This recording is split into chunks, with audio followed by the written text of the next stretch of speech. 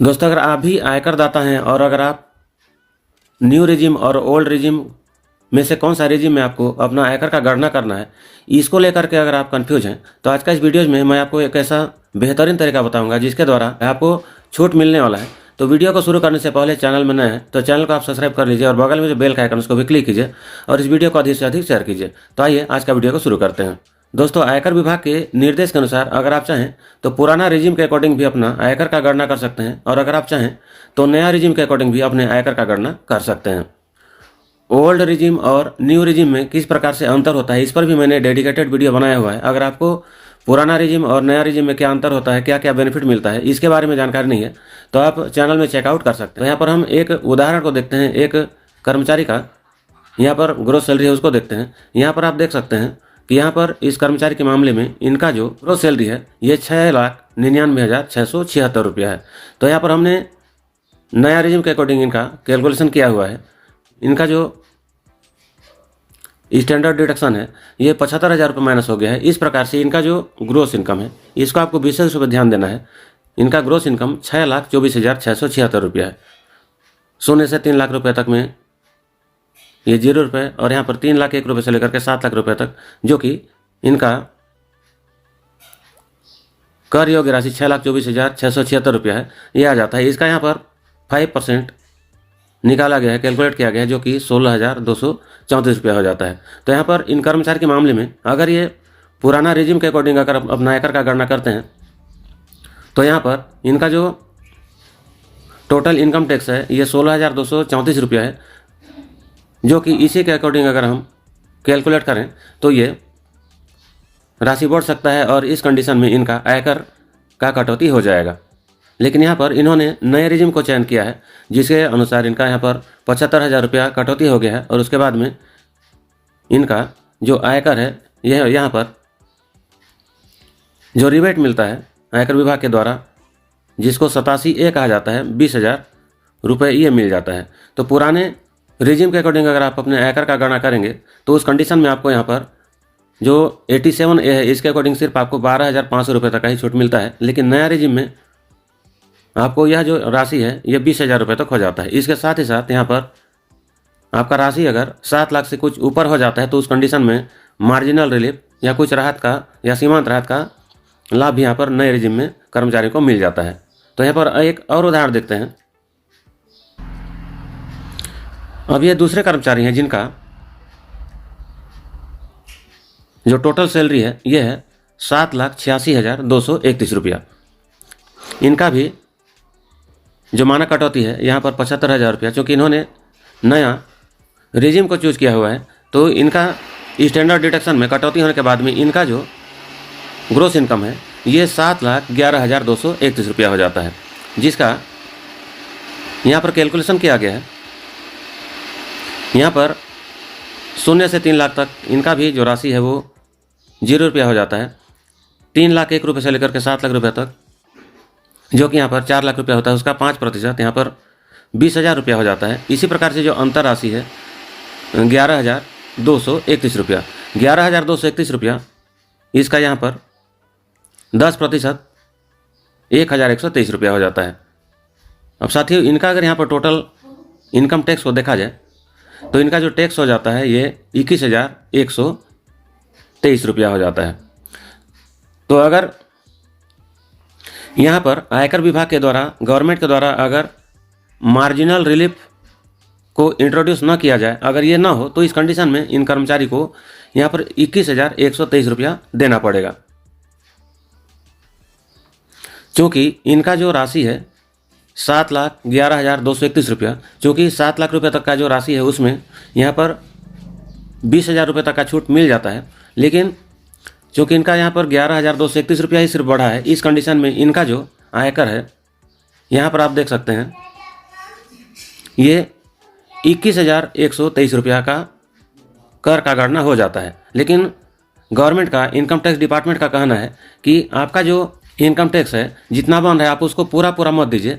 आपका यहाँ पर 7 लाख के ऊपर जो अतिरिक्त इनकम है उस इनकम का जितना भी राशि है उस इनकम को दे दीजिए और उसके साथ ही साथ आप उसका जो 4% होता है उस 4% को दे दीजिए। जो कर है ये 11,231 रुपया, जो कि 7 लाख से एक्स्ट्रा है, इसको यहाँ पर इंक्लूड कर दिया गया है। और इसके साथ ही साथ यहाँ पर 449 रुपया 11,231 रुपया का 4% है।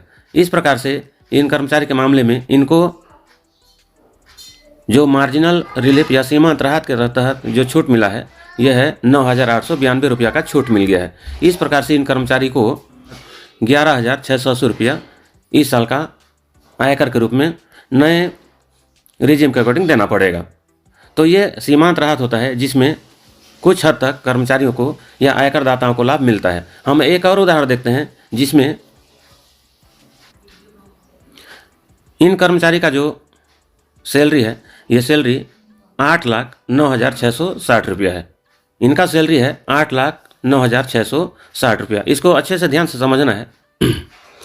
उसके बाद में इन्होंने भी न्यू रेजिम को चूज किया हुआ है जिसमें इनको 75,000 का यहाँ पर डिडक्शन मिल जाता है। इनका ग्रोस सैलरी 7,34,660 रुपया है। अब यहाँ पर इनका आयकर का गणना कुछ इस प्रकार से किया गया है। 100 रुपये से लेकर 3 लाख तक यहाँ पर ये 100 रुपया हो गया। यहाँ पर 3,01,000 रुपये से लेकर के 7 लाख तक जो 4 लाख है उसका 5% यहाँ पर 20,000 रुपया हो गया। इसी प्रकार से जो अतिरिक्त राशि है 34,660 रुपया उसका यहाँ पर फिर से 10% निकाला गया है जो कि 3,466 रुपया हो गया है। इस प्रकार से इन कर्मचारी का जो टोटल इनकम टैक्स है ये यहाँ पर 23,466 रुपया हो गया। अब यहाँ पर आप देख सकते हैं कि इनको किसी प्रकार से 87A के अकॉर्डिंग या फिर मार्जिनल रिलीफ किसी प्रकार से इसमें राहत इनको नहीं मिला है। और इस कारण से इनका जो राशि है यहाँ पर 23,466 रुपया और उसमें इसका फिर 4% यहाँ पर 939 रुपया हो गया है। और इस प्रकार से इन कर्मचारी के मामले में इनका जो कर योग्य राशि है 24,405 रुपया जो कि इनको इस वर्ष आयकर के रूप में देना होगा।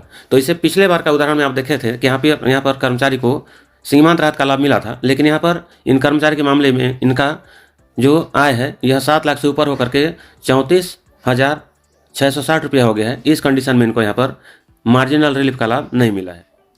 तो यहाँ पर मार्जिनल रिलीफ या फिर जो सीमांत राहत है उसका लाभ या बेनिफिट नए कर निर्धारण में कुछ इस प्रकार से होता है।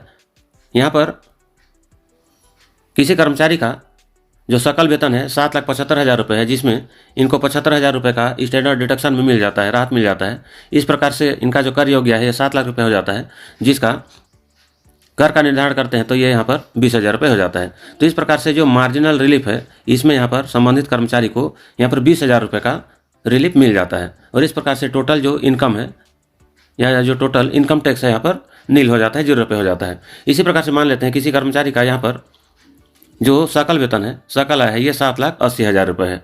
अब इसमें इनका भी यहाँ पर 75,000 रुपये का डिडक्शन हो जाता है। तो इस प्रकार से जो कर योग्य आय है ये 7,05,000 रुपया हो जाता है, जिसका यहाँ पर 5% निकाला जाता है तो ये 20,005 रुपये हो जाता है।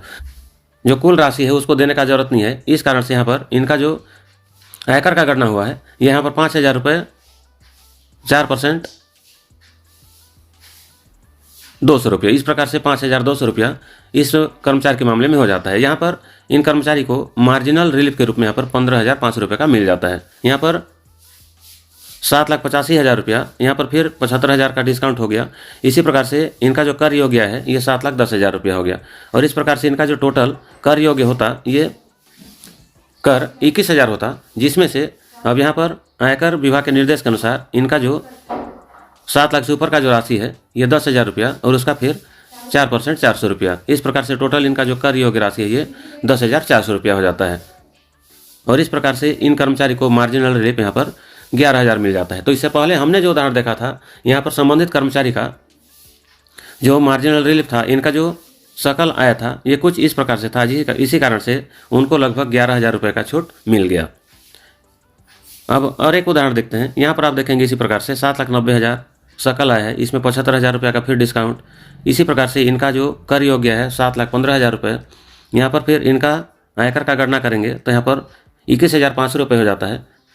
अब यहाँ पर जो एक्स्ट्रा इनकम है ये 15,000 रुपये, फिर उसका 4% 600 रुपया को जोड़ दिया जाता है तो ये 15,600 रुपया हो जाता है। तो इन कर्मचारी के मामले में यहाँ पर इनको 6,500 रुपये का फिर मार्जिनल रिलीफ का लाभ मिल गया है। इसी प्रकार से एक और उदाहरण देखते हैं। 7,95,000 रुपये, इनका 7,95,000 रुपये में 75,000 रुपया स्टैंडर्ड डिडक्शन में माइनस कर दिया जाता है, तो इनका जो कर योग्य राशि है ये 7,20,000 रुपया हो जाता है। इसमें अब 5% के अकॉर्डिंग इनका जो इनकम टैक्स है ये 22,000 रुपया हो जाता है। क्योंकि अब इनका एक्स्ट्रा जो राशि है, अतिरिक्त राशि है 7 लाख से ऊपर, ये 20,000 रुपये है। इसका फिर से 4% 800 रुपया, और इस प्रकार से इनका जो कर योग्य राशि है ये टोटल टैक्स है 20,800 रुपया हो गया। और यहाँ पर फिर इन कर्मचारी को सिर्फ 2,000 रुपये का मार्जिनल रिलीफ का फायदा मिला है। अब यहाँ पर देखेंगे 8 लाख रुपये, सकल आय 8 लाख रुपये है। अब इनमें इनको फिर से 75,000 रुपये का डिस्काउंट स्टैंडर्ड डिडक्शन में हो जाता है, तो इनका जो कर योग्य राशि है ये 7,25,000 रुपया।